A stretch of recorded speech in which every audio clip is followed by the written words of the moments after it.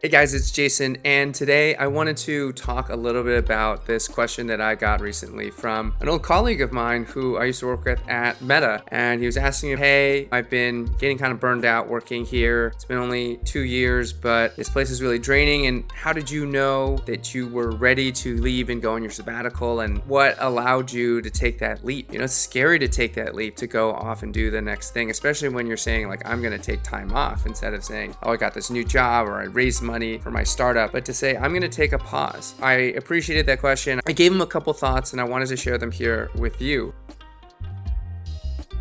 I would say if you're thinking about leaving your company to do something new or maybe take a break or a pause or sabbatical, here are a couple things to consider. One, have you gotten the most you reasonably can out of the situation that you're in? So for me, joining Facebook or Meta was partly through the acquisition of my startup Midgame, but it was also a chance for me to work at a FANG company, really understand what it means to be a product leader at one of these companies. And so I did that first on an internal tools team for 2 years, and then I realized I was really starting to get drained and burned out, and I almost quit at that point, but I said, you know what, I need to try a different part of the organization. How could I work at Meta and not work on the consumer side, right? I mean, this is what they're known for, social media. So I left to join the Facebook division, right, the Facebook app, and worked on Facebook groups for a year. And working on that team for a year really gave me a new lens on the organization. It helped me see a lot of things. It gave me a different set of experiences that I now can leverage. And in the end, when I was leaving, I was really maxing out my benefits. There's an IVF benefit, there's a surrogacy benefit. We were using all these benefits and making sure that we got the most out of it. And of course, I timed it so that I would leave around one of the next vesting periods, which vests 4 times a year. Making sure that you're getting the maximum out that you can over the next 3 to 6 months is a good thing to do, to just feel like you really squeezed the juice out of this. So the second thing I would say is to make sure that you have been exploring the things you think you want to do after your sabbatical. I knew that I probably wanted to get into writing and coaching, and of course I've been writing newsletters for more than 3 years now. I've been making videos on YouTube and on other platforms. I've been coaching for 2 years with a number of paid clients before I left my job. So, you know, if you're not doing something on nights and weekends, if you're not doing something in your spare time, okay, maybe it's because you're just so deathly burnt out that you can't imagine doing anything else besides just like zoning out when you're outside of work, in which case you probably need to take a break, period. But if you have some free time, but you just can't get into it, I might question whether or not you're really going to do it once you leave your job, right? Don't kid yourself. If you're really passionate about something, you'll find time to do it within the work environment. You'll find places in your life to make that happen. So make sure that there are those things, and if there isn't and you're just curious and you want to explore, then ignore this part of the video. So the third thing is, of course, to actually consider whether you can manage the risk. So leaving a job is somewhat risky, right? You could be laid off from a job, and that's something we all have to be aware of, but when you leave a company, you don't have one to begin with, right? So you're not going to get severance. There's nothing there, and you're already kind of putting yourself in a tight spot financially. Now, of course, there's a lot of upside to doing your own thing. You can create new sources of income, consulting or selling products, so on and so forth, raising money for a business, but you have to be aware of that. And so the way I talked about it with my own coach, who ran a money management firm that was more than $1 billion, she said, like, think about it as you're investing money in yourself. So whether practically or just like in your head, bring a bunch of money over, think about how much you spend on a day-to-day basis, and try to bring over enough that you really feel comfortable, like 6 to 12 months in an ideal scenario. I didn't always have that kind of money, and so I'm really grateful that I do now. But if you're giving yourself a smaller break, find the way to do that, or to bring down your expenses so that you're spending less during this time. Rather than writing a check for an angel investment to another founder, I was investing in myself, and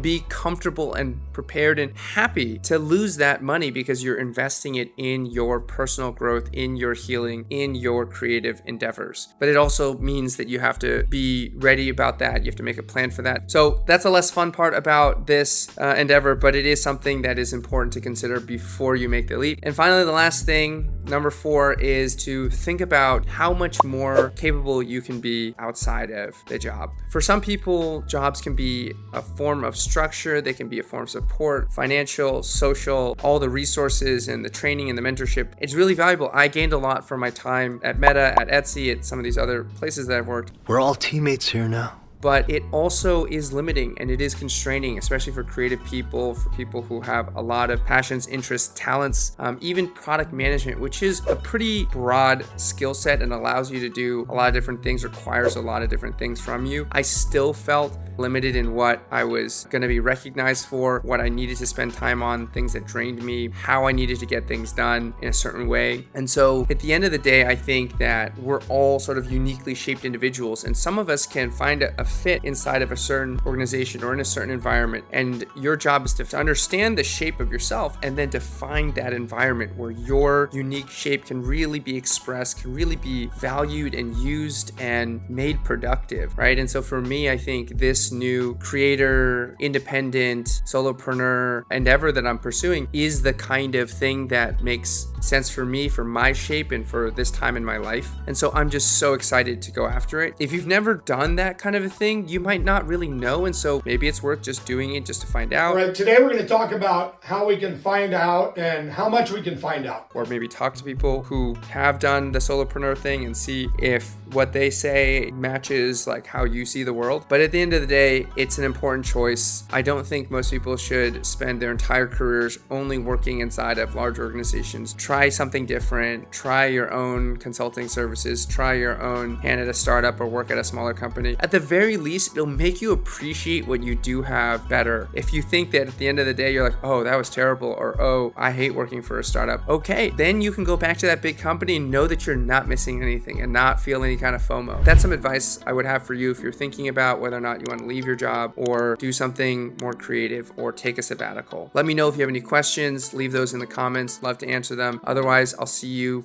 in the next video.